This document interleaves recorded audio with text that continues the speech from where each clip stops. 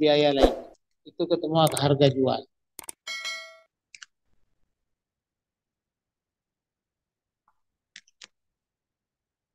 Ini klasifikasi biaya fungsional. Biaya utama itu terdiri dari biaya bahan baku, kayak tadi, biaya tenaga kerja langsung, biaya overhead.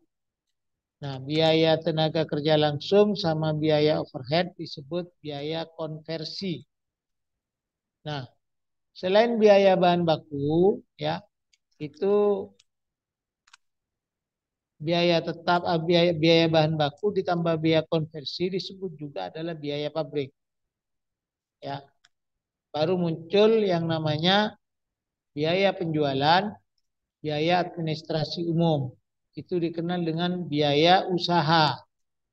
Biaya pabrik ditambah biaya usaha sama dengan bukan biaya lain, bukan biaya usaha atau biaya bukan biaya usaha atau lainnya.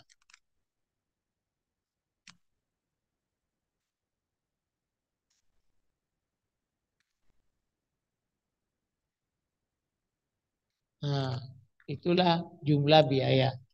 Jadi biaya di dalam perusahaan itu biaya pabrik, biaya usaha dan biaya bukan biaya usaha atau lainnya. Ya, bukan biaya usaha atau biaya lain.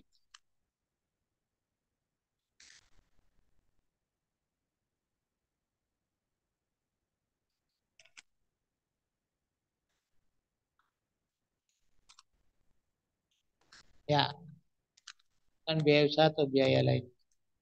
Apa biaya lainnya? Ya CSR. Contoh misalnya adalah biaya eh, pengeluaran 17-an, bantuan ke masyarakat sekitar, ya. Terus itu kan tidak termasuk biaya produksi, tidak masuk biaya usaha, tapi masuk pengeluaran yang dianggap biaya lainnya. Itu ketemu yang jumlah biaya. Jadi ini yang harus adik-adik pahami, ya. Ini kemungkinan nanti di apa namanya di UTS muncul. Biaya utama terdiri apa saja, ya. Jadi kalau biaya utama mulai biaya bahan baku ditambah biaya tenaga kerja, ya. Kalau saya tanya biaya konversi, biaya tenaga kerja langsung ditambah biaya overhead. Kalau biaya pabrik bisa dia disebutkan biaya bahan baku ditambah biaya konversi, ya. Itu sama dengan biaya pabrik, ya. Nah, terus apa yang termasuk biaya usaha? Biaya usaha itu biaya penjualan sama biaya administrasi umum. Baru itu disebut biaya usaha. Nah, jumlah biaya apa saja? Atau biaya keseluruhan, biaya total.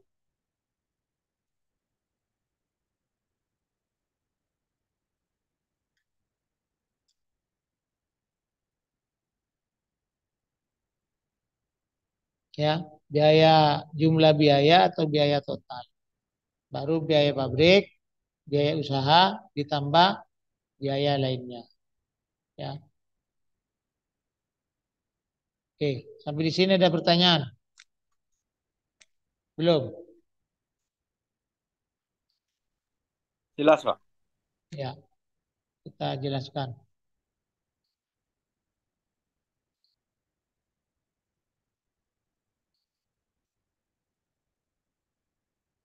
Nah, ini fungsi anggaran, ya. Eh, Kemarin sayanya sudah saya sampaikan, cuma saya kembali mengutip, ya. Fungsi anggaran itu fungsi perencanaan, ya, fungsi pelaksanaan, fungsi pengawasan. Kalau fungsi perencanaan termasuk penggunaan dana supaya efisien, ya. Kalau enggak direncanakan maka kita tidak ngerti berapa yang seharusnya dana tersedia. Karena kita tidak ngerti berapa dana yang tersedia, ada kecenderungan ya pokoknya belanja atas pembelian, belanja atas biaya langsung dan tidak langsung dilakukan. Itu banyak pedagang-pedagang atau mereka-mereka yang produksi barang skala tradisional. Mereka tidak menghitung, pokoknya asal belanja, ya. Sedangkan eh, fungsi pelaksanaan ya anggaran yang sudah disusun, disetujui ya berdasarkan berbagai macam pedoman pelaksanaan anggaran, yaitu dikeluarkan, dilaksanakan. Nah, fungsi pengawasan yang mengevaluasi seberapa jauh realisasi anggaran sesuai perencanaan. Itu namanya fungsi anggaran. Ya, jenis anggaran ada dari segi dasar penyusunan, cara penyusunan dan bidang-bidang yang terlibat di dalam penyusunan. Ya, ini saya kira dari dasar penyusunan ya berdasarkan anggaran variabel, ya artinya budget variabel sama dengan kemarin budgeting, ya yang disesuaikan dengan tingkat aktivitas, ya termasuk juga anggaran tetap, ya anggaran tetap anggaran yang selalu muncul, bahan baku selalu muncul, gaji selalu muncul, ya setiap waktu periodik. Sedangkan cara menyusun ya ada anggaran periodik, ya ada anggaran kontinu. Ya kalau kok kayak bingung Pak memahaminya gitu ya. Nah, memahami anggaran periodik itu munculnya per periode, 1 bulan, 3 bulan, 6 bulan, 1 tahun gitu. Kalau anggaran kontinu, ya setiap harinya muncul, setiap bulannya muncul. Ya, apa itu ya bahan baku? Ya, bahan baku, terus gaji. Kalau gaji per bulan kan, terus pokoknya yang setiap waktu muncul itu kategori eh, kontinu, yang per waktu periodik. Kayak maintain mesin kan periodik. Terus kayak beli bahan baku setiap hari lo beli bahan baku.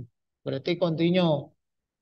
Terus yang periodik itu misalnya adalah ya bayar pajak. Itu kan periodik tidak tiap hari. Jadi segala biaya yang setiap hari muncul disebut anggaran kontinu. Yang setiap periodik muncul anggaran periodik. Terus dari bidang ya operasional dan keuangan. Ya, kalau operasional itu ya segala kebutuhan apa yang memang harus dibiayai atau yang dibebankan. Kalau anggaran keuangan ya gimana sih supaya untung, gimana sih supaya terkendali, efisien maksudnya. Nah, itu namanya keuangan. Jadi keuangan itu ngatur supaya tidak selalu eh, apapun dibiayakan. Tapi kalau operasional ya memang menyerap biaya terus semuanya.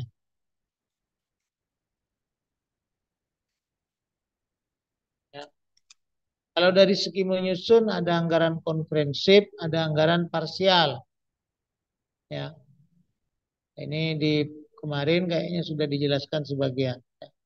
Komprehensif secara menyeluruh, ya. Kalau parsial adalah disusun secara tertentu tidak lengkap.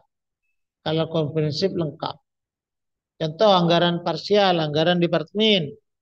Kalau anggaran komprehensif, anggaran seluruh departemen. Dari segi fungsi, anggaran tertentu, anggaran kinerja. Kalau anggaran tertentu terkait tujuannya untuk apa. Kalau anggaran kinerja, yang itu berkaitan dengan operasional, misalnya kenaikan produksi, kenaikan penjualan, promosi, ditambah begitu kan. Nah, itu namanya dari sisi anggaran kinerja. Terus ada dari sisi harga pokok. Jadi ada anggaran tradisional, ada anggaran berdasarkan kegiatan. Kalau tradisional itu sifatnya fungsional dan eh, sifat pokoknya itu memberikan segala kebutuhan operasional, ya. Sedangkan anggaran yang berdasarkan kegiatan ya kegiatannya saja. Kalau kegiatan produksi ya kegiatan produksi saja yang diberikan anggaran. Seperti itu. Ini bagian hubungan antara anggaran operasional dan anggaran keuangan. Ya,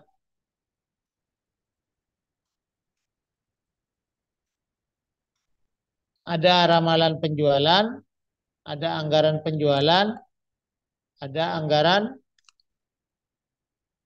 beban usaha.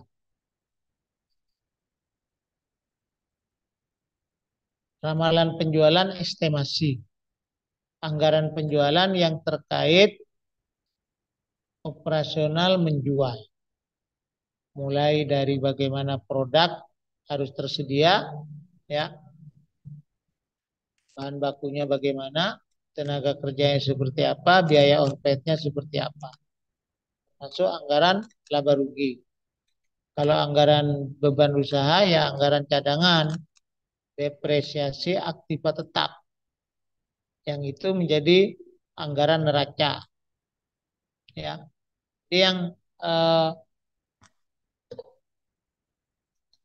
anggaran penjualan mulai dari anggaran piutang. Anggaran piutang itu anggaran yang muncul karena penjualan periode yang lalu itu ada yang masih nyantol di agen, di distributor gitu kan, sehingga terjadi piutang. Itu termasuk anggaran, anggaran yang harus digali, dikolek. Ya, kalau anggaran persediaan ya karena kita mau menyiapkan produksi berikutnya, sehingga harus ada produk yang dihasilkan kembali. Ya. Nah, anggaran utang ya kita merencanakan modal kerja ya karena belum mencukupi, karena ada kapasitas produksi yang harus ditingkatkan, ya stok yang harus lebih banyak sehingga kita membutuhkan tambahan uang lewat apa? Utang. Utang ke bank, utang ke pemilik perusahaan atau utang ke perusahaan lain, ya. Termasuk anggaran kas. Anggaran kas itu anggaran yang ada di kas, yang itu untuk kebutuhan sehari-hari. Ya, anggaran kas itu anggaran yang ada di kas, biasanya di kasir, ya, atau di keuangan. Terus anggaran modal sendiri, anggaran yang diperoleh dari laba usaha. Itu anggaran modal sendiri. Kalau anggaran neraca, anggaran yang tersedia. Anggaran neraca itu mulai dari ya anggaran cadangan, anggaran modal sendiri, anggaran hutang, anggaran kas. Itu ada di neraca.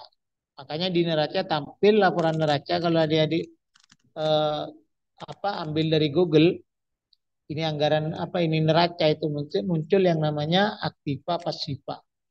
Di aktiva itu aset bergerak dan tidak bergerak, ya, sedangkan di pasiva itu hutang.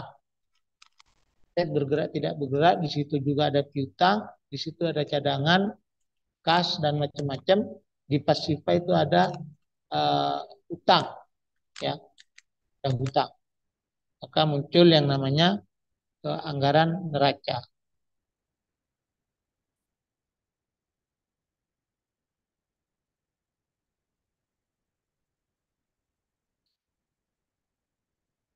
Penganggaran tradisional dan penganggaran berdasarkan kegiatan. Ya, penganggaran penuh, penganggaran sesuai kebutuhan biaya variabel, penganggaran berdasarkan kegiatan. Ini menjelaskan yang tadi ya. Kalau penganggaran penuh ya total, ya dari modal kerja, investasi, modal usaha, biaya-biaya lain itu penuh. Sedangkan penganggaran sesuai kebutuhan biaya variabel ya terkait tenaga kerja langsung tidak langsung, terus biaya atas berjalannya mesin, berarti nambah BBM, ya, nambah listrik, nambah air, ya. Nah, itu yang harus terjadi. Semakin sering mesin berjalan, kebutuhan terhadap listrik sama air bertambah, tenaga kerja bertambah. Nah, kalau penganggaran berdasarkan kegiatan, ya kegiatannya kita lihat. Kegiatannya apa pasti berbiaya. Ya pelatihan pasti berbiaya.